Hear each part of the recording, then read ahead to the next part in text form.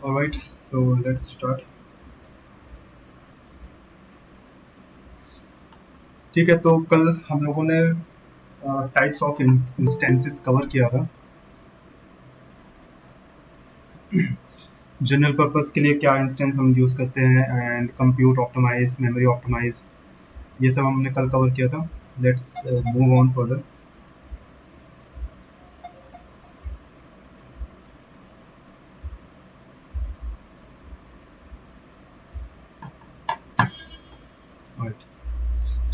तो general purpose में हमने चेक किया था लाइक कि एम सीरीज उसमें आएंगी, A1 सीरीज आएंगी एंड T सीरीज के सर्वर्स या इंस्टेंस टाइप जनरल पर्पस में यूज़ होते हैं एंड उसके कॉन्फ़िगरेशन हमने चेक की थी कि क्या उसमें खासियत है, क्यों हम उसको यूज़ करते हैं।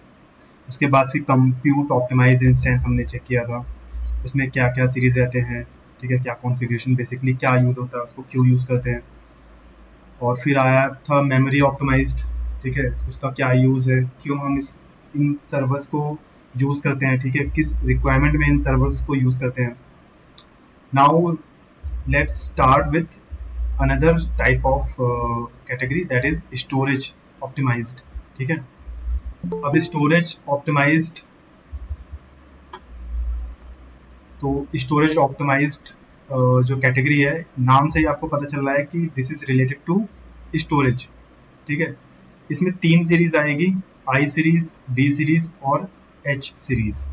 ठीक है, storage optimized instance are designed for workloads that require high sequential, ठीक है, read and write access to very large data sets on a local storage। ये पॉइंट इंपॉर्टेंट है थोड़ा सा, ठीक है। They are optimised to deliver tens of thousands of low latency random input output operation per second, ठीक है, to applications. अब sequential read and write access का मतलब क्या है, ठीक है, जैसे इसमें दिया है कि ये स्टोरेज ऑप्टिमाइज्ड सर्वर्स हम उस केस में यूज करेंगे जहाँ पे sequential read and write access की जरूरत पड़ती है डेटा पे। कोई आपका डेटा रखा हुआ है और बार बार आपको जाना है, एक्सेस करना है, फिर छोड़ना है, एक्सेस करना है, फिर छोड़ना है। तो उसका सबसे बेस्ट एग्जांपल है यूट्यूब, ठीक है, स्पॉटिफाई, यूटोरेंट। ठीक है, यूट्यूब एक ऐसी एप्लीकेशन है जहाँ पे हर सेकंड पे, ठीक है, टन्स ऑफ रिक्वेस्ट आती है, ठीक है, फ्रॉम यूजर। ठीक है, कोई वीडियो देख रहा है, कोई वीडियो अपलोड कर रहा है, ठीक है, और उसमें कोई इंस्ट्रक्शन आपको मिलता है while watching videos, apart from ads कोई इंटरेक्शन नहीं मिलता है, कोई इंटरप्शन नहीं रहता है। ठीक है, सो कोई इंटरप्शन नहीं मिलता है तो उसी को हम बोलते हैं sequential read and write access. और इसका अनदर टर्म में हम ये जान सकते हैं कि सीक्वेंस वाइज मतलब हुआ, जैसे अगर आप वीडियो देख रहे हो तो एक बार में तो आप मतलब एक ही वीडियो चला रहे हो ना पर्टिकुलर एक वेबसाइट पे। अगर एक यूट्यूब का पेज है, मैं दूसरे पेज की बात नहीं कर रहा हूँ, एक पेज पे आप एक ही वीडियो चला रहे हो, ठीक है, दैट मीन्स सीक्वेंस पे। ठीक है, और अपलोड अगर कर रहे हो तो एक बार में एक ही वीडियो अपलोड कर रहे हो। ठीक है, गाना सुन रहे हो स्पॉटिफाई पे तो एक बार में एक ही गाना उसमें प्ले कर रहे हो, ऐसा नहीं 10 गाने एक साथ नहीं प्ले कर रहे हो आप, और ना होगा। ठीक है, तो इसका मतलब है कि sequential means one time only one file can be uploaded और डाउनलोडेड, और you can listen the mp3, ठीक है, songs, and once it is completed you can use another one। ठीक है, huge amount of storage is required। अब इसमें series जो है डी सीरीज है, आई सीरीज है, ठीक है, एच सीरीज है। इसमें हम थोड़ा सा स्टोरेज ऑप्टिमाइज में जाके देखते हैं क्या क्या है इसमें। सर स्क्रीन शेयर नहीं किया यार आपने। क्या कह रहे हो? स्क्रीन शेयर नहीं किया है शायद। क्या बात कर रहे हो? Oh shit, sorry sorry for that, बताया नहीं आप लोगों ने। अब विजिबल है screen? Yes sir. Yes. Okay, screen बता दिया करो भाई, ठीक है, स्टार्ट करने के बाद ही स्क्रीन शेयर जरूरी है। ठीक है, तो स्टोरेज ऑप्टिमाइज के बारे में बात कर रहा था मैं। ठीक है, I series, D series, S series, और इसमें sequential read and write access की जरूरत पड़ती है, एग्जांपल यूट्यूब, स्पॉटिफाई, यूटोरेंट। ठीक है, sequential means one time only one file can be uploaded, downloaded और एक्सेस्ड। ठीक है, अब फॉर एग्जांपल यूट्यूब पे आप वॉच कर रहे हो या फिर डाउनलोड कर रहे हो, ठीक है, या अपलोड कर रहे हो, ठीक है, अब हम इस पे जाते हैं, देखते हैं इसमें कौन कौन सा दिखा रहा है स्टोरेज ऑप्टिमाइज। ठीक है, आई सीरीज हो गया, डी सीरीज हो गया, एच सीरीज हो गया। ठीक है, वो टॉरेंट पे तो दो तीन एक साथ डाउनलोड कर सकते हैं, तीन एक चार जितना फाइल भी। एक फाइल उस अच्छा पर्टिकुलर एक फाइल फाइल। को, ठीक है, एक ही बार में तो डाउनलोड कर रहे हो, हाँ दोबारा हाँ। उसको डाउनलोड कर ठीक। सकते हो नहीं नहीं। जब तक वो कंप्लीट नहीं होगा। ठीक है, तो ठीक ऐसे तो ठीक।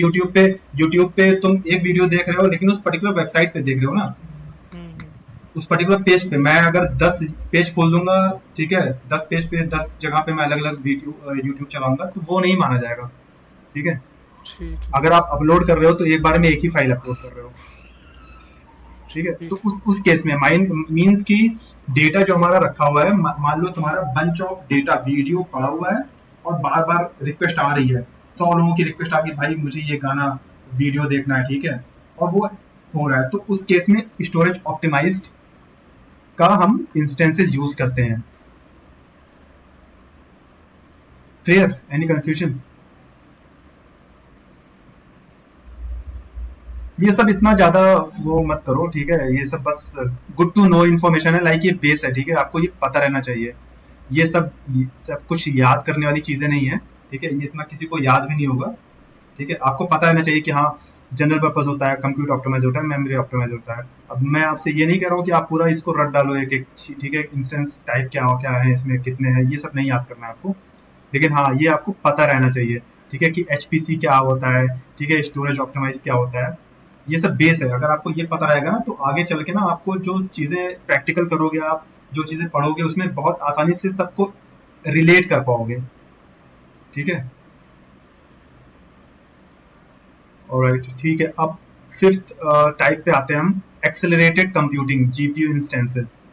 ठीक है, मेजरली ये इसमें जो सीरीज आएंगी वो P, G, F, T, R, N, I, N, F, two, V, T. ठीक है, ये सीरीज आएंगे। Accelerated computing instances use hardware accelerators or co-processors to perform functions such as floating point number, blah blah blah, छोड़ो इसको। देखो purpose क्या है इसका। ठीक है, purpose of these type of instances are used for majorly for AI, artificial intelligence। अगर आप यूज कर रहे हो तो उस केस में आपको इस टाइप के सर्वर्स की जरूरत पड़ेगी। मशीन लर्निंग, ठीक है, डीप लर्निंग, ठीक है, इस तरीके की जरूरत, इस टाइप के सर्विस की जरूरत पड़ेगी। एक छोटा सा एग्जांपल इसका है कि गोइंग लाइव ऑन फेसबुक। ठीक है, अगर आप फेसबुक पे लाइव जा रहे हो, ठीक है, दैट मीन्स कि एट कोई इंटरप्शन होता है। अगर आप लाइव हो फेसबुक पे, तो सोचो वो क्या टेक्नोलॉजी होगी, क्या सर्वर का कॉन्फ़िगरेशन होगा, जो आपको लाइव करके दे रहा है और हजारों लाखों लोग एक बार में उस वीडियो को देख रहे हैं। ठीक है, फिर भी कोई फर्क नहीं पड़ रहा है। ठीक है, ना तो उस पर्टिकुलर वीडियो जो आपके सामने प्रेजेंट हो रही है, ना तो उसमें कोई दिक्कत आ रही है, ना तो नेटवर्क में कुछ इशू है, until unless you are in a good network bandwidth। ठीक है, और ये सब जो है ना, ये एल्गोरिथम बेस्ड होता है, मतलब कि एल्गोरिथम इसमें यूज होता है। ठीक है, so that you can see the live videos. ठीक है, और इंस्टाग्राम पे कुछ भी आप लाइव जा रहे हो, या फिर मशीन लर्निंग जिसमें बहुत ज्यादा प्रोसेसर की जरूरत है। ठीक है, देख रहे हो आप, एक्सेलरेटर एंड प्रोसेसर की जरूरत है। अब इसमें एक छोटा सा एग्जांपल और आप ले सकते हो, F1 इंस्टेंसेस। ठीक है, offers customisable hardware acceleration with the field programmable gate arrays. Example SLR। ठीक है, रियल टाइम प्रोसेसर। इसमें फिर से देखो वो टर्म आ गया ना, प्रोसेसर। रियल टाइम प्रोसेसर होता है, जैसे आप SLR जो कैमरा होता है ना, उसमें भी F1 टाइप के ही प्रोसेसर लगे रहते हैं। ठीक है, तो जैसे आपने पिक्चर क्लिक की ना, तो वो automatic with in a mini second, nano second, ठीक है, आपका बैकग्राउंड उसने ब्लर कर दिया, lots of tons of colours उसमें पर्टिकुलर इमेज में आपके आ गए। तो वहां पे प्रोसेसर की जरूरत पड़ती है। एंड ये एक छोटा सा एग्जांपल है। एंड उसके बाद आता है पी सीरीज। ठीक है, graphic processing unit, P2 instance are intended for general purpose, GPU has NVIDIA graphics card installed. G series आता है फिर। ठीक है, ये भी ग्राफिक इंटेंसिव एप्स के लिए ही होता है। ठीक है, अब ग्राफिक,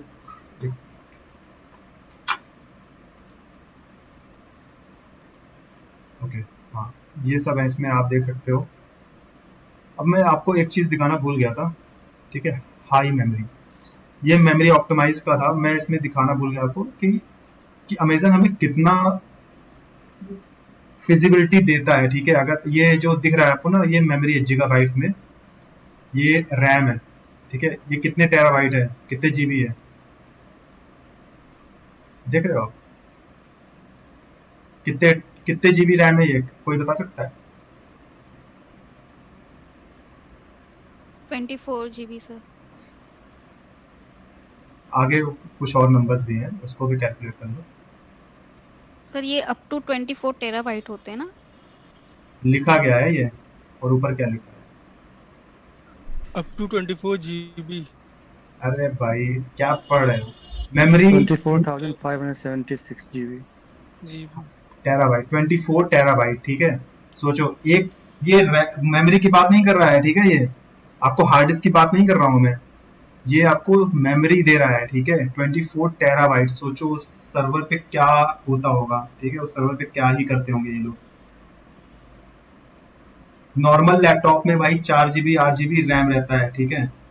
4 GB 8 GB, सोचो 50 GB 60 GB 100 GB 200 300, 1 terabyte 2 terabyte 24 terabyte ये रैम आपको दे रहे हैं। दुनिया की कितनी भी बड़ी वो खतरनाक एप्लीकेशन ला के रख दो ना, ये चला ले जाएगा भाई। तो ये सब फैसिलिटीज हैं, अमेजन दे रहा है, इसीलिए मार्केट में ये काफी ज्यादा मतलब लोगों को पसंद आया कि भाई मुझे फालतू में खर्च करने की जरूरत ही नहीं है। Alright. उसके बाद आता है लास्ट हमारा HPC, high performance computing optimised, ठीक है। ये लास्ट हमारा जो इंस्टेंस टाइप होता है, ठीक है। इसमें आएंगे एच सीरीज HPC, ठीक है, 7G 7A। अब इसके नाम से ही आपको पता चल रहा होगा कि ये हाई परफॉर्मेंस के लिए यूज होता है, ठीक है। और this instance is a kind of a super computer and runs on a dedicated host, ठीक है। और इसको ऐसा नहीं कि जैसे बाकी सर्वर हम लोग ले लेते हैं ना ऑन डिमांड, की भाई हमने ले लिया इसको, आज ले लिया हटा दिया फिर, ठीक है। और किराए पे मतलब ले लिया आपने इसको, आप किराए पे ले सकते हो, ऐसा नहीं नहीं ले सकते हो, ले सकते हो, लेकिन मिनिमम 3 इयर्स के लिए, ठीक है। You have to purchase it. और ये महंगा होता है, महंगा इसलिए होता है क्योंकि भाई ये फिजिकली जाके आप किसी हार्डवेयर पे आपका सर्वर, आपका इंस्टेंस बनेगा। बाकी जो हम बना रहे हैं ना, ये बाकी जो ये जनरल पर्पस है, कंप्यूट ऑप्टिमाइज्ड है, मेमोरी ऑप्टिमाइज्ड है, ये सारे जो सर्वर हैं ये आपके डेडिकेटेड किसी होस्ट पे नहीं बन रहे हैं। अगर आप लोग को थोड़ा बहुत VMware का कॉन्सेप्ट पता होगा तो जैसे मेरे पास जो सर्वर है, ठीक है। अब फॉर एग्जांपल मेरे पास ये सर्वर है, मेरे पास अभी 4 सर्वर हैं, लेकिन कंपनीज में क्या होता है ना कि हजारों सर्वर, 15 सर्वर, ठीक है, 15 सर्वर, ठीक है, 15,000 सर्वर। तो ऐसा नहीं कि अमेजन वहां पे 15,000 सर्वर रखा हुआ है और आप वहां पे जाके इंस्टॉल कर रहे हो, ठीक है, ऐसा नहीं है। Let me show you an example. AWS how instances are stored in hardware।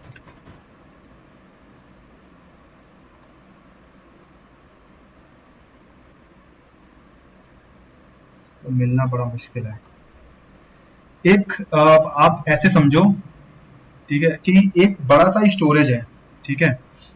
उस अमेजन के पास एक बड़ा सा स्टोरेज है, प्रिंट खोलने दो मुझे तब समझ में आएगा। और उस पर्टिकुलर ठीक है, कहाँ गया, ये हार्ड डिस्क है, ठीक है, अमेजन के पास। इसका है 500 TB, ठीक है, हार्ड डिस्क है। अब अमेजन ने क्या किया, इसमें पार्टीशन बना दिया है, ठीक है। एक पार्टीशन बनाया, 2 पार्टीशन बनाया, ऐसे ऐसे करके उसने पार्टीशन बना दिए, करीब 1000-2000 पार्टीशन, ठीक है। अब इसमें आप जो सर्वर क्रिएट करते हो, ठीक है, वो ऐसा तो है नहीं कि आप 1000 GB वो लाइक 100 GB 200 GB का या 500 GB का आप कर रहे हो। मैंने जो सर्वर बनाया है, ठीक है, मेरा जो इंस्टेंस है, ठीक है, वो 10 GB का है, ठीक है। जो वर्क स्टेशन है 20 GB का होगा बहुत ज़्यादा, ठीक है, 22 GB है, ठीक है। अब अमेजन क्या करेगा, उसने क्या कर रखा है इस पूरे सर्वर पे ना, एक इंस्टेंस मेरा है यहाँ पे, ठीक है, INC1, ठीक है, ये मेरा है। यहाँ पे अगर आप बना रहे हो, ठीक है, मान लो शिवांगी का वो इंस्टेंस है, ठीक है, तो वो यहाँ पे स्टोर है, ठीक है, इसी पर्टिकुलर वो हार्ड डिस्क पे, ठीक है। मान लो जगप्रीत का वो इंस्टेंस है, ठीक है, उनका यहाँ पे स्टोर्ड है, ठीक है। ये मीन्स कि एक पर्टिकुलर हार्ड डिस्क है, हाइपरवाइजर इसको बोलते हैं हम लोग, ठीक है, इन टर्म्स ऑफ VMware इसको हाइपरवाइजर बोलते हैं, कि एक बड़े से हार्ड डिस्क में कई सारे सर्वर वर्चुअली क्रिएटेड है, ठीक है। थोड़ा बहुत ओवरव्यू मिला, अभी आगे और समझ में आएगा, ठीक है। तो अब इसमें डिफरेंस क्या है ना, कि ये है हाइपर वर्चुअल सर्वर्स, ठीक है, EC2 इंस्टेंसेस, ठीक है, वर्चुअल सर्वर्स हैं। यहाँ पे मेरा भी है, ठीक है, मुकेश का भी है यहाँ पे, और यहाँ पे इस पर्टिकुलर होस्ट पे, इस पर्टिकुलर हार्डवेयर पे, ठीक है, शिवांगी का भी सर्वर है, और यहाँ पे जगप्रीत का भी सर्वर है। लेकिन अब जो ये हाई परफॉर्मेंस कंप्यूटिंग है ना, इन्होंने क्या फैसिलिटी दी है आपको, ये कह रहे हैं कि भाई हम डेडिकेटेड आप ही को देंगे, ठीक है, ये और किसी सर्वर को यहाँ पे नहीं लाएंगे किसी और के, ठीक है, सिर्फ एक ही बंदा रहेगा यहाँ पे। फॉर एग्जाम्पल कृष्णा है, ठीक है, या कंपनी है SCL, ठीक है, वो कह रही है भाई कि हमारा सर्वर डेडिकेटेड रहना चाहिए, इसमें किसी ना तो मुकेश, ना शिवांगी, ना जगप्रीत, कोई बाहर का नहीं आ सकता, ठीक है, यहाँ पे मेरा सर्वर ही इंस्टॉल होगा। तो इसको हम बोलते हैं बेयर मेटल इंस्टेंसेस। अब इसको समझ में आएगा, देखो, it get OS installed directly on a dedicated hardware, not like other family instances. Hypervisor is created a tens of instances are running on same hardware, ठीक है। अब इसमें देखो, इसमें कितने वो चल रहे हैं, इसमें कम से कम हजारों इंस्टेंस चल रहे हैं, ठीक है, मेरा चल रहा है, तमाम और लोगों का चल रहा है, दूसरे उससे वॉल्यूम्स का चल रहा है, दूसरे अकाउंट का चल रहा है, इसमें लेकिन सिर्फ एक ही बंदे का चल रहा है, ठीक है, इसमें सिर्फ कृष्णा का चल रहा है और किसी का नहीं चल रहा है, ठीक है। इसको बोलेंगे हम बेयर मेटल सर्वर्स, ठीक है।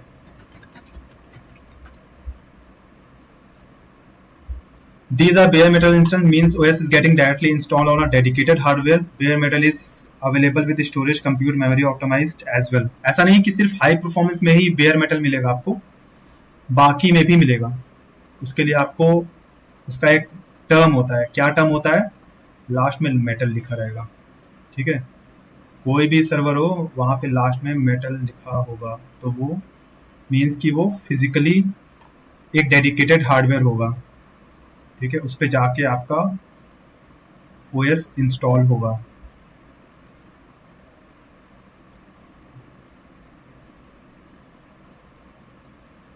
दिखेगा, एक सेकंड, P2 स्टोरेज ऑप्टिमाइज में देखते हैं।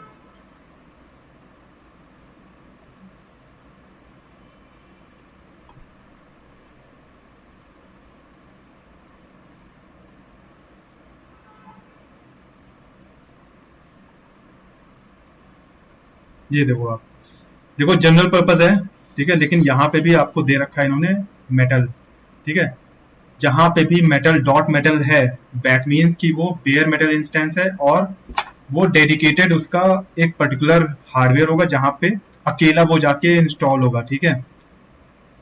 अमेजन कह रहा है कि भाई आपका जो डेटा रहेगा वो अकेले हम आपके लिए 50 GB 100 GB जितना बोलोगे उतने का हम यहाँ पे व्यवस्था कर देंगे, और आप अपना सर्वर यहाँ पे इंस्टॉल करो, शेयर नहीं रहेगा वो, ठीक है, किसी और से। तो अब ये these are bare metal instance, means OS is getting directly installed, bare metal is available with storage, हाँ ठीक है, M5 metal CG, ठीक है, C7 G dot metal, ठीक है, dot metal will be there in the instance type। अब ये कौन सी एप्लीकेशंस के लिए मेजरली यूज होता है ना, मेजरली ये उन एप्लीकेशंस के लिए होता है जहां पे लाइसेंस की जरूरत पड़ती है, ठीक है, कि बिना लाइसेंस के वो एप्लीकेशन चल ही नहीं पाएंगे, और बहुत हैवी एप्लीकेशन होते हैं वो। फॉर एग्जाम्पल SAP, ठीक है, हर कंपनी को SAP की जरूरत है, तो SAP will be running in this kind of instance, ठीक है, डॉट मेटल इंस्टेंस होगा। देखो bare metal instance, you know on which hardware your servers are running, used for some application on which license is mandatory, so you have only option left to use bare metal instances. Dot metal याद रहेगा सबको ना, आसान है, मतलब metal अगर लिखा है तो समझ लो कि वो फिजिकल हार्डवेयर यूज हो रहा है वहाँ पे. कोई कंफ्यूजन? नो. राइट, ठीक है. अब एक एक्स्ट्रा एक है, खत्म तो हो गया है ये, ठीक है. इंस्टेंस कितने तरीके के होते हैं, एक और होता है, लास्ट होता है, वो यूज में नहीं है लेकिन फिर भी ये है प्रीवियस जनरेशन इंस्टेंसेस. ठीक है, प्रीवियस जनरेशन लाइक कि भाई ऐसा तो है नहीं कि लाइक कुछ कंप्यूटर्स हमारे पास ऐसे पड़े हुए हैं, घर पे रहते हैं, बहुत पुराने रहते हैं, मोबाइल है, ठीक है, बहुत पुराना है, ठीक है, वो चल रहा है, ठीक है, ऐसा तो नहीं आपने उसको फेंक दिया, ठीक है, वो पुराने जमाने का है लेकिन वो चल रहा है, ठीक है, जब तक चल रहा है चला रहे हैं. तो अब AWS जब लॉन्च हुआ था आज से 10 साल पहले, 15 साल पहले, ठीक है, उस समय ये सारे सर्वर्स थे, ठीक है, M2, R3, M1, ठीक है. तो अब जो कंपनी है SCL है, ये कितनी पुरानी कंपनी है, ठीक है, 20-30 साल पुरानी कंपनी है, इसने ले लिया M2, ठीक है.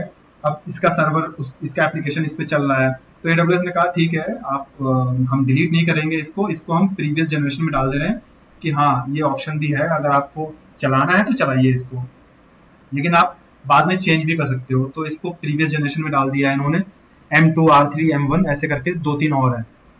These instances are old configuration servers and AWS don't recommend to use any one of them. ठीक है, क्यों? क्योंकि नए वो कॉन्फ़िगरेशन के सर्वर आ गए, तो आपको पुराने कॉन्फ़िगरेशन के सर्वर की क्या जरूरत है. नया प्रोसेसर, उसमें ज़्यादा प्रोसेसर मिलेगा आपको, इसमें वो पुराना ही कॉन्फ़िगरेशन है, ठीक है. These are still available in AWS since many companies are still using these types of instances. ठीक है, तो ये हमारा ये कंप्लीट हो गया टाइप्स ऑफ इंस्टेंसेस. ठीक है,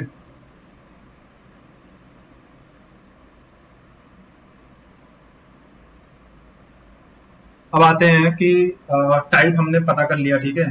अब आते हैं कि जब हम खरीदेंगे इस इंस्टेंस को, लाइक कोई भी अगर आप नया इंस्टेंस बना रहे हो तो उसमें ऑप्शन क्या क्या ऑप्शन है भाई, कि जैसे आप लैपटॉप खरीदने जा रहे हो, मोबाइल खरीदने जा रहे हो, तो उसमें होता है या तो पूरा कैश दो, या तो पेटीएम करो, गूगल पे करो, या तो EMI करो, ठीक है, या तो दोस्त यार है भाई कल दे देंगे, ठीक है, अरे आधा पैसा आज दे दिए कल दे दिए. तो AWS भी ऐसे ही कुछ वो प्रोवाइड करता है, ठीक है, ऑप्शंस देता है. एक होता है ऑन डिमांड, ठीक है. ऑन डिमांड मींस कि जब आपको कंफर्म नहीं है कि भाई मुझे ये सर्वर कितने दिन के लिए चाहिए. मान लो आप ट्रेनिंग कर रहे हो, ठीक है, अब आप ट्रेनिंग कर रहे हो, आपको पता ही नहीं है कि भाई आपको ये सर्वर कितने दिन के लिए चाहिए, मतलब कब तक आपकी ट्रेनिंग चलेगी. हो सकता है अभी 10 मिनट में आपका कंप्लीट हो जाए, आपको समझ में आ जाए, फिर आप टर्मिनेट कर दो, ठीक है. और हो सकता है भाई ये आपका लंबा चले, ठीक है.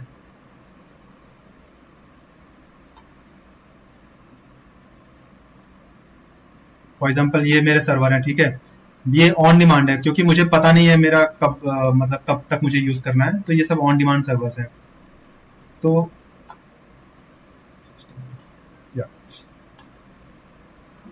उसके बाद आता है दूसरा, आता है डेडिकेटेड होस्ट, ठीक है. डेडिकेटेड मतलब कि AWS प्रोवाइड्स हार्डवेयर, ठीक है, on which only your EC2 servers will run. Hardware is reserve for you, ठीक है, not a bear metal because here hypervisor is used, ठीक है.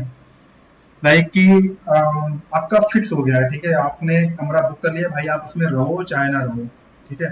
डेडिकेटेड होस्ट है आपके लिए, आपने उसको बोल दिया कि भाई मुझे ये सर्वर चाहिए, मैं चाहे उसको यूज करूं चाहे ना करूं, ठीक है. तीसरा आता है डेडिकेटेड इंस्टेंस.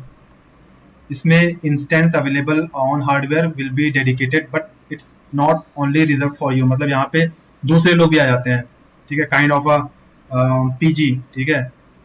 जितने लोग फिक्स हैं उतने लोग उसमें रहेंगे, लेकिन हाँ ऐसा नहीं कि वो धर्मशाला नहीं है कि कोई भी आ गया, ठीक है. डेडिकेटेड है वो पर्टिकुलर 10 लोगों के लिए, 20 लोगों के लिए, लेकिन अलग अलग जगह के रहेंगे वो लोग, ठीक है. कोई फिक्स नहीं है कि एक ही जगह के एक ही घर के हैं वो.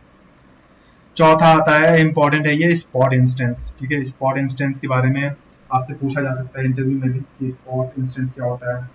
कॉस्ट ऑप्टिमाइजेशन में यूज होता है ये होता है. A spot instance is an instance that uses spare EC2 capacity that is available for less than इसको थोड़ा सा लेमन लैंग्वेज में समझते हैं कि स्पॉट ये जो नॉर्मल अगर आप इंस्टेंस खरीदोगे ना तो उसका अगर पड़ रहा है 1 रुपए, ठीक है, तो स्पॉट इंस्टेंस का जो रेट रहेगा ना वो रहेगा लगभग 10 पैसे। क्यों? क्योंकि ये जो स्पॉट इंस्टेंस होते हैं ना, ये जो इनके हाइपरवाइजर बने हुए हैं ना, ठीक है, मान लो ये इस पे कोई सर्वर बना हुआ है, ठीक है, कोई यूज कर रहा है, इस पे भी कोई सर्वर बना है, वो भी यूज कर रहा है कोई, ठीक है, लेकिन ये हाइपरवाइजर जो है ना ये खाली है, ये कोई यूज नहीं कर रहा है। अब अमेजन कहेगा कि यार जैसे आप होटल पे गए, ठीक है, होटल में 10 कमरे हैं, एक कमरा खाली है और रात के बज रहा है 11 और तुम गए, तो होटल वाला कहेगा यार ये कमरा भी अगर उठ जाए तो मजा आ जाए, ठीक है, थोड़े सस्ते में भी उठ जाए चलेगा। और मान लो बाकी कमरे का रेट है 1000 रुपए, तो वो सोचेगा कि यार अगर इसका मुझे 600 भी मिल जाए, 500 भी मिल जाए, बहुत है, फुल हो जाएगा मेरा होटल, ठीक है। तो वही सिमिलर वाइज यहाँ पे भी काम होता है कि इनका सारा ये फुल है, ठीक है, और ये 1-2 खाली पड़ा है इनका, ठीक है, तो सोच रहे हैं यार खाली से अच्छा किसी को दे दूं यार, कुछ पैसे तो आए, 2 पैसे तो आएंगे, ठीक है। तो ये जो ब्लैंक स्पेस है, ठीक है, यहाँ पे इन्होंने आपको दे दिया कि भाई लो आप स्पॉट इंस्टेंस इसको ले लो, ठीक है, क्योंकि ये हमारा खाली पड़ा है, मेरे यूज में तो है नहीं, आप ही यूज कर लो इसको। तो ये चीप होता है, सस्ता होता है। बाकी डेडिकेटेड, ऑन डिमांड, इन सबसे सबसे सस्ता यही होता है स्पॉट इंस्टेंस, ठीक है। उसके बाद आता है एक है ये शेड्यूल्ड इंस्टेंस, ठीक है। AWS scheduled instance is a term agreement that enables you to create automatic start and stop schedule। Schedule मतलब वही हो गया कि शेड्यूल करो भाई कि आपको जैसे कि आपको पता है कि भाई मुझे ये जो सर्वर है ना मुझे सिर्फ सुबह सुबह के लिए चाहिए, ठीक है, रात में मुझे काम नहीं है, ठीक है, रात में फालतू में सर्वर का मैं पैसा क्यों दूं यार, जबकि मुझे सिर्फ सुबह ही काम रहेगा 9 घंटे, ठीक है, या 9 से 5, ठीक है। बहुत सी कंपनियां हैं जो रात में काम ही नहीं करती, उनका दिन का काम है, ठीक है। तो या फिर इंडिविजुअल है हो आप, ठीक है, इंडिविजुअली आप वो काम कर रहे हो तो आप ये रिक्वेस्ट भी रेज कर सकते हो, ठीक है। ये भी आता है, एक ऑप्शन होता है शेड्यूल इंस्टेंस, जिसमें आप टाइम उसमें मेंशन कर दोगे, पर्टिकुलर उस टाइम पे वो स्टार्ट हो जाएगा और पर्टिकुलर उस टाइम पे स्टॉप हो जाएगा, आपको वो कॉन्फ़िगर करना पड़ेगा। छठा आता है रिजर्व्ड इंस्टेंस। ये चीपर होता है ऑन डिमांड से। क्यों? उसका रीजन क्या है? क्योंकि इसमें आपने ऑलरेडी उनको बता दिया है, ठीक है। फॉर एग्जांपल आप किसी होटल में गए, ठीक है, वहाँ पे 1000 रुपए एक दिन का है और 2 दिन का भी आप रुकोगे वहाँ पे तो भी 1000 रुपए, 2 दिन का 2000 रुपए हो गया, ठीक है। लेकिन अगर आप उस होटल वाले को बोलोगे भाई मुझे ना 10 दिन रुकना है, ठीक है, तुम्हारे होटल में, अब बताओ कितना पड़ेगा, तो वो होटल वाला भी आ जाएगा थोड़ा सा लालच में, वो कहेगा यार 10 दिन रहेगा तो लाओ थोड़ा सा इसको डिस्काउंट कर देता हूँ मैं, ठीक है। तो अब 10 दिन का वो तुमसे कहेगा कि भाई ऐसा है 10,000 होता है तो आप मुझे 8,000 दे दो या 6,000 दे दो या 7,000 दे दो। सिमिलरली अगर ऑन डिमांड वाला क्या है, ऑन डिमांड भाई वो डेली बेसिस पे पैसा देगा उतना, ठीक है। तो 10 दिन का अगर वो रह रहा है ऑन डिमांड वाला तो उसको 10,000 रुपए पड़ा, लेकिन रिजर्व वाले को कितना पड़ा, 8,000 या 7,000 जो भी डिस्काउंटेड पड़ेगा, ठीक है। तो ये डिफरेंस होता है ऑन डिमांड और रिजर्व इंस्टेंस में, और ये फायदा होता है रिजर्व इंस्टेंस का। अब इसमें एक कैच है, कैच ये है कि रिजर्व इंस्टेंस में आपको पता रहना चाहिए कि आपको कितने दिन के लिए चाहिए वो सर्वर, ठीक है।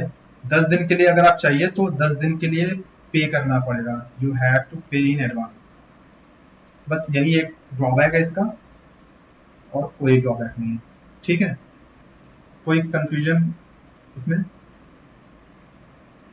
परचेजिंग ऑप्शन में?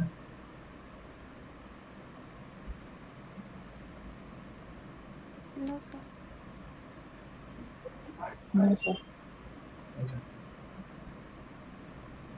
परेशान ना हो, अभी थोड़ा सा मतलब ये सब ना सब समरी है, ये सब जानना जरूरी है, ठीक है। अभी आप लोग को लग रहा हो कि यार बहुत ऊपर से जा रहा है, मतलब बहुत कुछ है इसमें, बहुत ज्यादा इतना कुछ पढ़ना पड़ा, ये बहुत ज्यादा डीप में पढ़ाया जा रहा है आपको, ठीक है। ये जो नोट्स आपको प्रोवाइड की गई है, जो आपके लिखा है ना, ये सब इंटरव्यू में आपसे पूछा नहीं जाएगा, लेकिन ये सब गुड टू नो इन्फॉर्मेशन है, ठीक है।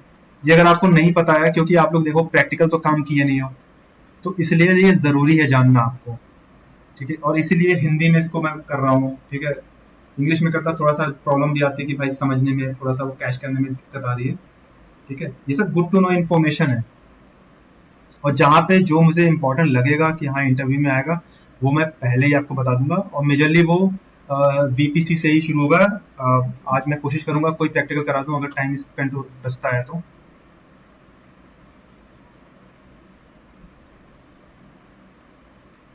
और ठीक है, तो अब आते हैं कि इंस्टेंस बनाने। अब ये हो गया कि भाई आपको पता चल गया कि ऑफ परचेजिंग ऑप्शन क्या क्या है, ठीक है। आप इंस्टेंस सर्वर वो बनाने जा रहे हो, ठीक है, खरीदने जा रहे हो, आपको पता है कि क्या क्या ऑन डिमांड क्या होता है, डेडिकेट क्या होता है, स्पॉट क्या होता है। अब खरीदने से पहले, ठीक है, प्री रिक्विजाइट क्या क्या है उसके, ठीक है, क्या क्या टर्म्स एंड कंडीशन है, ठीक है, क्या क्या आपको आना चाहिए, क्या रिक्वायरमेंट है उसकी खरीदने से पहले या चालू करने से पहले उस पर्टिकुलर सर्वर को। How do you access EC2 once it is created?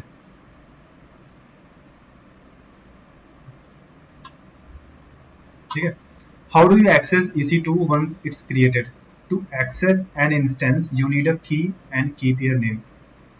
भाई आपने सर्वर बना दिया, ठीक है, तो वहां पे यूजर नेम पासवर्ड वाला हिसाब किताब नहीं चलता है, ठीक है, चलता है, लेकिन मेजरली जो रहता है ना वो की वाला चलता है। अगर आप प्रैक्टिस के लिए आप यूज करोगे ना, तो वहां पे की का वो चलता है कॉन्सेप्ट, ठीक है। जैसे ताला चाबी होता है ना, की ताले की, तो ताला लगा हुआ है AWS का, वो की आपको दे देंगे, की आपको डाउनलोड करनी है, चाबी आपको डाउनलोड करनी है, और उसी चाबी से आपका सर्वर खुलेगा, ठीक है।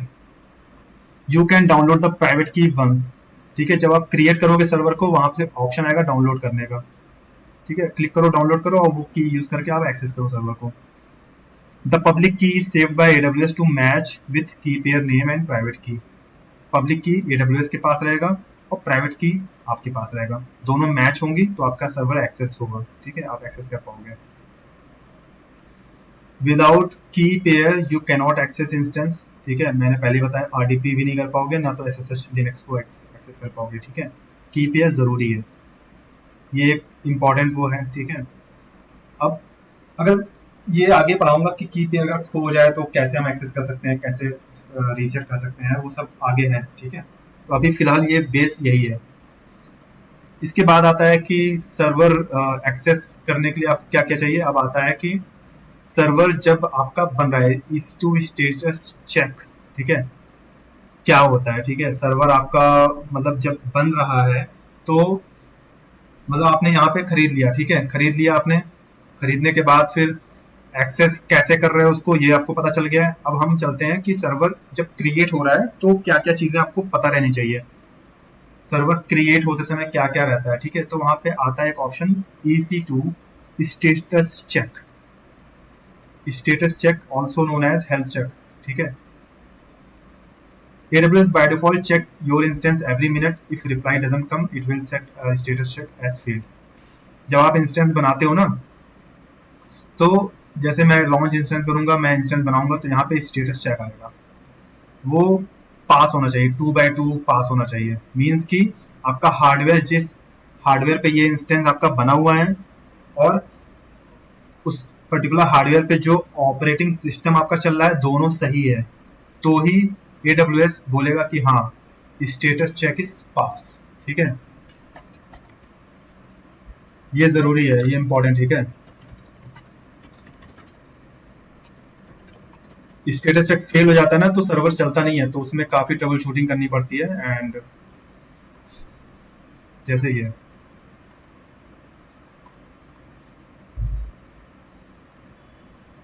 हाँ, देख रहे हो ये स्टेटस चेक, मैं मेरा तो सर्वर अभी ऑफ है इसलिए दिख नहीं रहा है, यहाँ पे ऑन करूंगा तो आएगा स्टेटस चेक। यहाँ पे देखो ये पास है, ठीक है, ये ग्रीन है ना, 2x2, ठीक है। एक होता है हार्डवेयर चेक करता है वो, दूसरा होता है सॉफ्टवेयर चेक करता है, ऑपरेटिंग सिस्टम।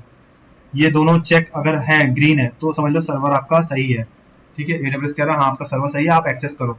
अगर ये 1x2 स्टेटस चेक फेल्ड है, मीन्स या तो हार्डवेयर में दिक्कत है या तो सॉफ्टवेयर में दिक्कत है। समझ में आ रहा है? जब ये सर्वर Yes. आपका बन रहा है, ठीक है, उस समय ये स्टेटस चेक जरूरी है। देखो, status check is done for hardware status and software, if anyone has issue, ठीक है, फील्ड आ जाएगा।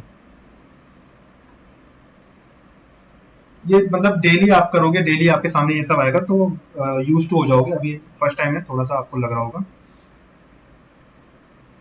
अब ठीक है, अब आप सर्वर आपका क्रिएट कैसे हो रहा है, कैसे करना है, स्टेटस चेक आपको पता चल गया। अब आता है रूट वॉल्यूम कितने तरीके के होते हैं, ये गुड टू नो इन्फॉर्मेशन है, ठीक है।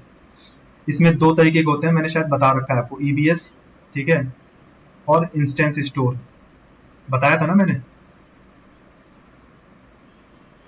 Yes, Yes, sir. sir. है ना? Yes.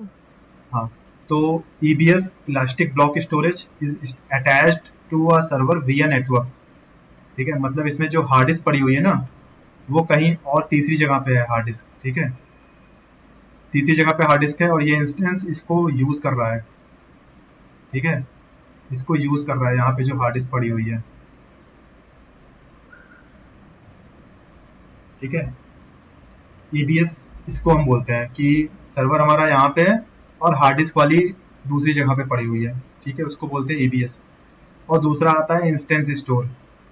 इंस्टेंस स्टोर मतलब है कि आपका यहीं पे ही आपका रहेगा, ठीक है, वो रूट वॉल्यूम जो हार्डवेयर है वो यहीं से ही आपका रहेगा, ठीक है, कहीं और पे नेटवर्क पे नहीं रहेगा, वो किसी तीसरी जगह पे नहीं रहेगा। इसीलिए इंस्टेंस स्टोर काफ़ी फास्ट होता है, क्योंकि ये लोकल मशीन पे, वर्चुअल मशीन पे ही अटैच रहता है, ठीक है। और ईबीएस थोड़ा सा एज कम्पेयर टू ये मतलब इतना स्लो नहीं रहेगा, आपको पता ही नहीं चलेगा कि स्लो है फास्ट है, ठीक है, लेकिन अगर दोनों को कंपेयर करोगे तो आपको स्लो और फास्ट का वो पता चल जाएगा। इसका फायदा ये होता है, ईबीएस का फायदा है, ईबीएस ही ज्यादातर लोग यूज करते हैं, इंस्टेंस स्टोर बहुत कम लोग यूज करेंगे, ठीक है। ईबीएस का फायदा ये है कि आप इसका स्नैपशॉट मींस बैकअप ले सकते हो, और बैकअप लेने के बाद फिर उसी बैकअप से आप मल्टीपल दूसरे इंस्टेंस भी बना सकते हो। ऐसा लेकिन इंस्टेंस स्टोर में पॉसिबल नहीं है, ऐसा नहीं होता उसमें। उसमें अगर वो ऐसा क्यों पॉसिबल नहीं है, ठीक है, क्योंकि ये तो मैंने अटैच कर दिया इस मशीन पे, अब हम इसको डिटैच थोड़ा ना कर सकते हैं यहाँ से, एक बार अटैच हो गया तो हो गया। लेकिन इसको हम कर सकते हैं, ठीक है, क्योंकि हम इसको इससे भी कनेक्ट कर सकते हैं, क्योंकि ये तो नेटवर्क पे है, नेटवर्क तो है भाई, एक आईपी तो चेंज करनी है, चेंज कर दिया, ठीक है। लेकिन इसको नहीं कर सकते क्योंकि ये डेडिकेटेड इसी के लिए है, ठीक है, इस फिजिकल मेमोरी जो मेमोरी है इसी पर्टिकुलर वर्चुअल मशीन पे ही है, ठीक है। तो ये instance store means particular instance पे ही रहेगा, और जो ईबीएस है वो दूसरी जगह पे रहता है, ठीक है, नेटवर्क पे रहता है वो अवेलेबल। अब instance store physically attach to server, ठीक है, ये देखो इंस्टेंस स्टोर ये फिजिकली अटैच है सर्वर पे। It is much faster than EBS, EBS से फास्ट है क्योंकि ये अटैच है सर्वर से, ठीक है।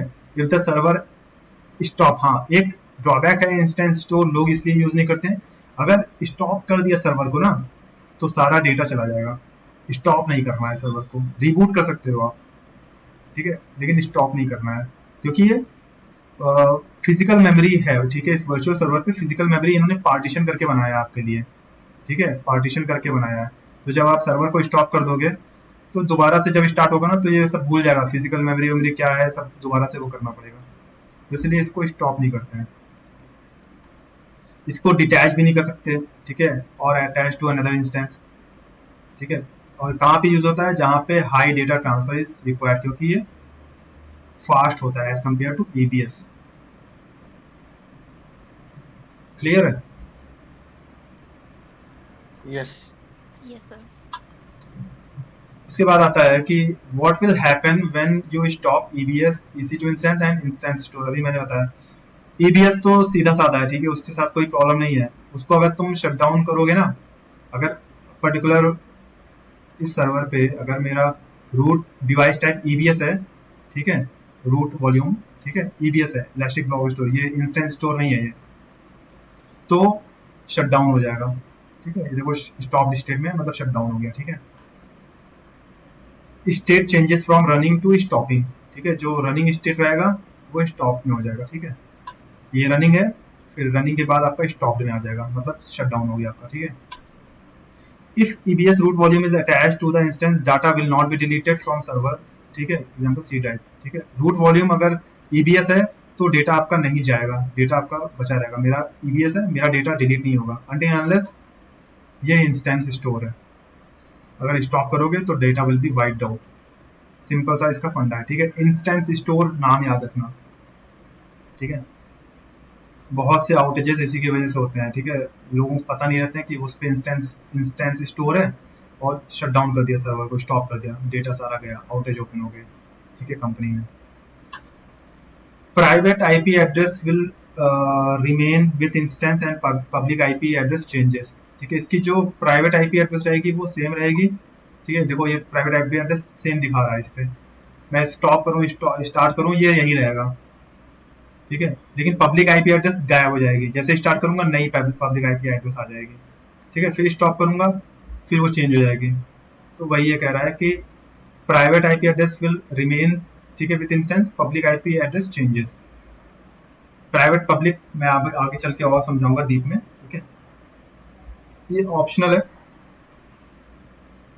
एक और IP आती है जो अमेजन प्रोवाइड करता है, इलास्टिक IP, ये भी सेम रहेगी, सिमिलर वाइज आपकी प्राइवेट IP की तरह, अगर आपने अटैच किया है सर्वर पे। ये भी आगे चल के बताऊंगा मैं और डीप में, ठीक है। और उसके बाद आता है EC2 टर्मिनेट। अभी हम बस ओवरव्यू पढ़ रहे हैं, ठीक है, कि इंस्टेंस में क्या क्या होता है सर्वर में, ठीक है। अब अगर टर्मिनेट करोगे तो क्या होगा, स्टार्ट करोगे तो क्या होगा, ठीक है। तो ये करो आप, उसके बाद फिर कल से ये खत्म होने के बाद हमारा प्रैक्टिकल ही शुरू है इसके बाद, ठीक है। अगर आप EC2 को टर्मिनेट करते हो, ठीक है, फॉर एग्जांपल अगर मैं इसको राइट क्लिक करके टर्मिनेट करता हूं तो क्या क्या होगा, ठीक है।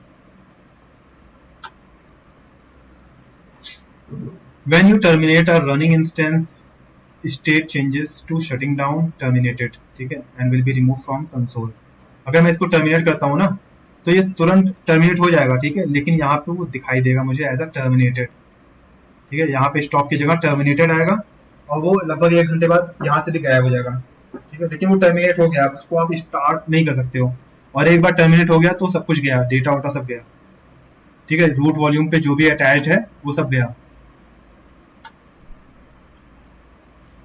Bye default root volume will be deleted, ठीक है।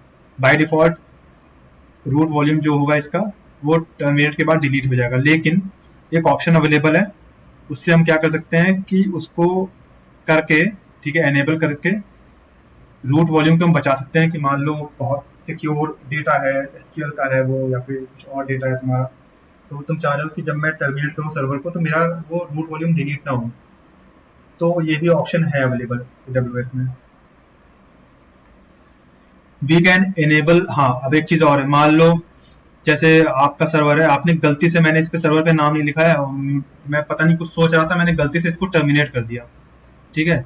अब टर्मिनेट कर दिया यार, गलती हो गई मुझसे यार, अब क्या करूं मैं इसको। तो ये ऑप्शन भी अवेलेबल है इस पे कि आप इसको टर्मिनेशन प्रोटेक्शन भी कर सकते हो आप, ठीक है। टर्मिनेट प्रोटेक्शन भी आप इस पे अटैच कर सकते हो while you are launching an instance, ठीक है। मतलब इसको आप जब टर्मिनेट करोगे तो वहां पे टर्मिनेट नहीं होगा, वहां पे वो दिखाई देगा कि ये एनेबल्ड है, ठीक है, टर्मिनेट प्रोटेक्शन एनेबल्ड है, तो इसलिए इसको हम टर्मिनेट नहीं कर सकते। एडवांस जब ये सर्वर, जब आप EC2 इंस्टेंस क्रिएट करते हो तो वहां पे आता है, ठीक है। ये देखो ये परचेजिंग ऑप्शन दिखा रहा है ना, request I stop spot instance, auto recovery shutdown behaviour, spot termination, हाँ टर्मिनेशन प्रोटेक्शन, देखो इसी के बारे में बात कर रहा था। इसको एनेबल कर दो आप तो टर्मिनेट नहीं होगा। आप राइट क्लिक करोगे सर्वर पे ना तो सर्वर आपका टर्मिनेट नहीं होगा, सिंपल। और only root volume will be deleted, other volume will be release and can be seen under volume section, ठीक है। जब आप टर्मिनेट करते हो सर्वर्स को तो सिर्फ रूट वॉल्यूम जो उसका रहेगा ना वही टर्मिनेट होगा, वही डिलीट होगा। बाकी जैसे आपका सर्वर है, ठीक है, आपका लैपटॉप है, तो उसमें बाय डिफॉल्ट उसमें C ड्राइव होगा, D ड्राइव होगा ना, कई सारे ड्राइव होंगे ना। तो अगर आप इस, मान लो ये मेरा EC2 इंस्टेंस है, ठीक है, और अगर आप इसको टर्मिनेट करते हो तो सिर्फ C ड्राइव डिलीट होगी, ठीक है, बाकी D और E ये बचा रहेगा। बचा कहाँ रहेगा, इस सर्वर पे नहीं दिखाई देगा आपको, ठीक है। आपको पर्टिकुलर एक सेक्शन रहेगा वॉल्यूम्स, ठीक है, वॉल्यूम्स में आपको दिखाई देगा ये, वहां पे आपको वॉल्यूम्स फ्री हो जाएंगे, वो किसी सर्वर पे अटैच नहीं रहेंगे, तो वहां पे आप देख सकते हो।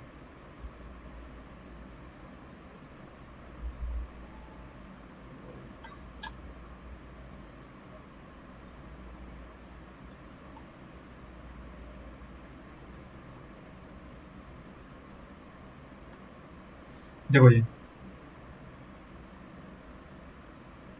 इन यूज ठीक है, ये दिखा रहा है,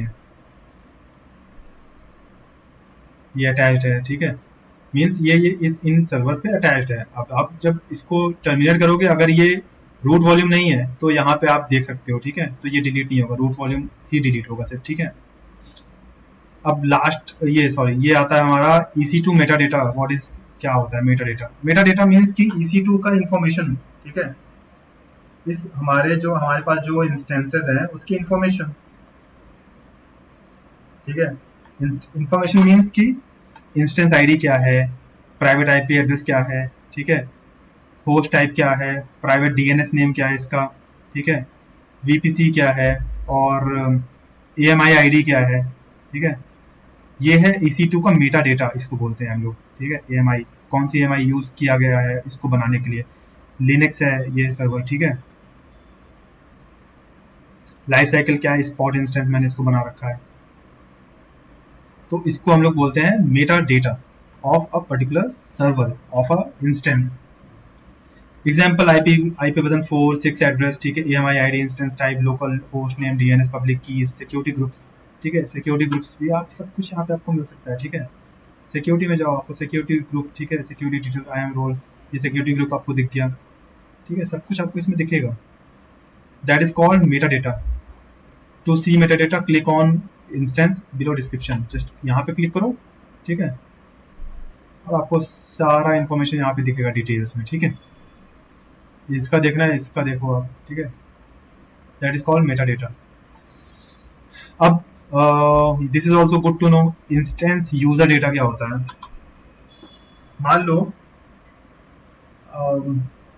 ओके, ये लास्ट टॉपिक है, ठीक है।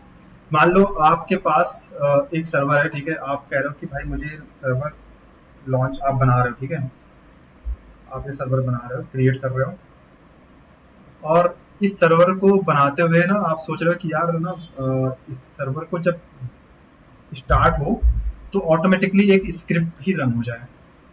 वो स्क्रिप्ट आपको डेवलपर देगा, या तो कोई और मतलब रहते हैं, डेटाबेस के बंदे रहते हैं, वो आपके पास रिक्वायरमेंट आएगी कि यार मुकेश ना जब आप ये सर्वर क्रिएट करो तो ये पर्टिकुलर स्क्रिप्ट भी उसमें रन कर देना, ठीक है। स्क्रिप्ट में क्या क्या होगा, मान लो कहेंगे कि उसमें कुछ इंस्टॉल करना है, कोई एप्लीकेशन इंस्टॉल करना है, स्किल इंस्टॉल करना है, या कोई डायरेक्टरी क्रिएट करनी है, कुछ भी हो सकता है। That is not your headache, that will be provided by someone else. Meta data नीचे और आना पड़ेगा, यूजर डेटा ऑप्शन देखो, upload a file with your user data and enter in the field, info पे क्लिक करो, सब पता चल जाएगा आपको क्या है। Specify user data to provide commands or command script to run when you launch your instance input, ठीक है। ये ऑप्शन भी अमेजन देता है, मतलब ऐसा कोई ऑप्शन बचा ही नहीं जो अमेजन नहीं दे रहा, सब कुछ दे रहा है वो। मतलब आप सर्वर बनाने से पहले आप इसमें कुछ कॉन्फ़िगरेशन वगैरह दे दो उसको कि भाई जब मेरा ये सर्वर बने तो उसमें ये IIS ये पर्टिकुलर एप्लीकेशन इंस्टॉल हो जाए, ये पर्टिकुलर फाइल उसमें मूव हो जाए, ठीक है, और ये पर्टिकुलर डेटा चला जाए, ठीक है, और जो जो आपको चाहिए वो अपना कमांड में लिख के दे दो। स्क्रिप्ट क्या होती है, बंच ऑफ कमांड्स, ठीक है, यहाँ पे इसको आपने चूज किया और यहाँ पे स्क्रिप्ट पे अपना वो जाके वो कर दिया, और लॉन्च इंस्टेंस करोगे, जैसे ही आपका सर्वर स्टार्ट होगा ये स्क्रिप्ट सबसे पहले रन हो जाएगी। क्लियर है? Data supplied by user at the instance launch time in form of script to be executed during the instance boot, ठीक है। इसका एक लिमिट होता है 16 KB तक ही स्क्रिप्ट रहती है, इससे बड़ी स्क्रिप्ट आप यूज नहीं कर सकते हो, ठीक है। दैट्स ऑल, EC2 इंस्टेंस में इतना ही है, इससे ज्यादा नहीं है, ठीक है, इतना आपने पढ़ लिया तो मोर देन इनफ है। इसके बाद हम आएंगे सीधे प्रैक्टिकल पे, एंड वो शुरू करेंगे हम कल से। आज के टॉपिक्स में कोई कंफ्यूजन, कोई क्वेश्चंस?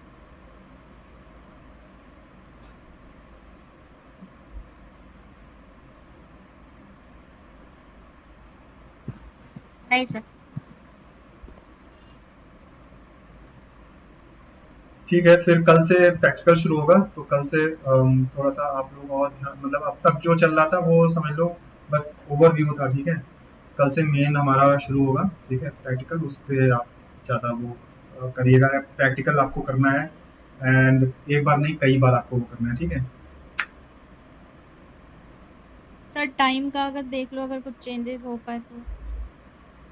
टाइम का और थोड़ा पहले कर दें क्या, 6 साढ़े 6 बजे कर दें? नहीं सर, शाम को नहीं रखो ना, आप सुबह रख दो कुछ, सुबह का टाइम अगर है तो। सुबह की अवेलेबिलिटी में थोड़ा सा प्रॉब्लम आ रहा है, क्योंकि ऑफिस का है इशू हम लोग का। सुबह आप कितने बजे अवेलेबल रहते हो?